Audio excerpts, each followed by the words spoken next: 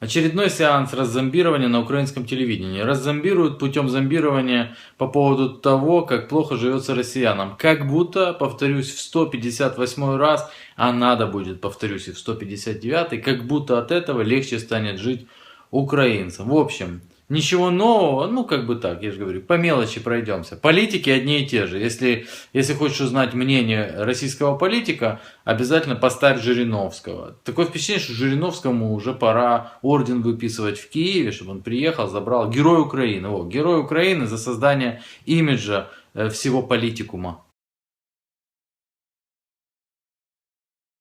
Тут сейчас чуть-чуть от себя, это не разоблачение, просто как бы интересно. Именно это сейчас и происходит в империи зла.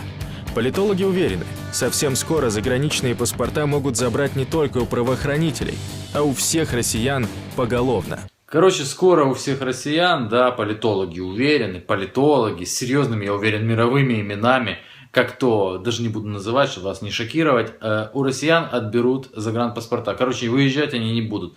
А я вот все жду, когда же это наступит, потому что я за границей нахожусь, живу за границей, да, порядка 4 лет, ну чуть меньше.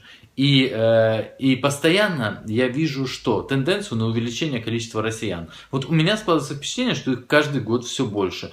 Ты не можешь слово по-русски произнести, тебе приходится разговаривать на иностранных языках, потому что ты произносишь слово по-русски, с соседнего столика тебе уже «О, привет!» Или просто там узнают россиян немерено, их очень много, причем ну, не в самых дешевых местах. Поэтому о чем они говорят, я не знаю, но это лично мое отступление от темы. А теперь давайте посмотрим, как распадается империя зла. На фоне полнейшего краха экономики и опускающегося железного занавеса в РФ началась еще и охота на ведьм. Смотришь на этот развал и аж тошнит, реально тошнит. В городе ужасы поезда Донецк-Киев, 2011 год. О-о. На фоне полнейшего краха экономики и опускающегося железного занавеса. Ой. На фоне полнейшего краха экономики и опускающегося железного занавеса. Ну, проиллюстрировать развал империи зла, то бишь России, фотографиями развала Украины, это надо иметь в голове не майонез, но масло, как говорится. А вот блог. Россия потихоньку убирает украинские поезда со своей территории. Настрій поганый. Почему убирает? Потому что украинские поезда не очень хорошие. Видите, туалет не работает. Еще лето 2007 года. 2007. Ой, а что это? Это я тоже где-то видел. На фоне полнейшего краха экономики и опускающегося железного занавеса. О боже. Аж чувствую запах сюда.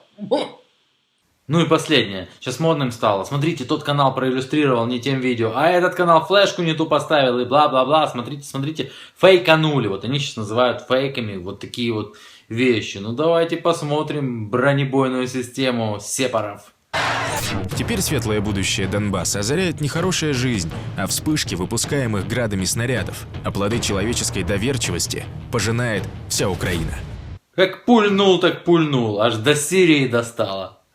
Находим видео. Сирия. Фаер-шоу из танка осада. Полная версия. 27 января 2013 года. Ну, в принципе, вот и все. Ничего нового. Знаете, как умирает человек. Смотрит там на соседа. А сосед уже умер. И я умер на 2 минуты позже.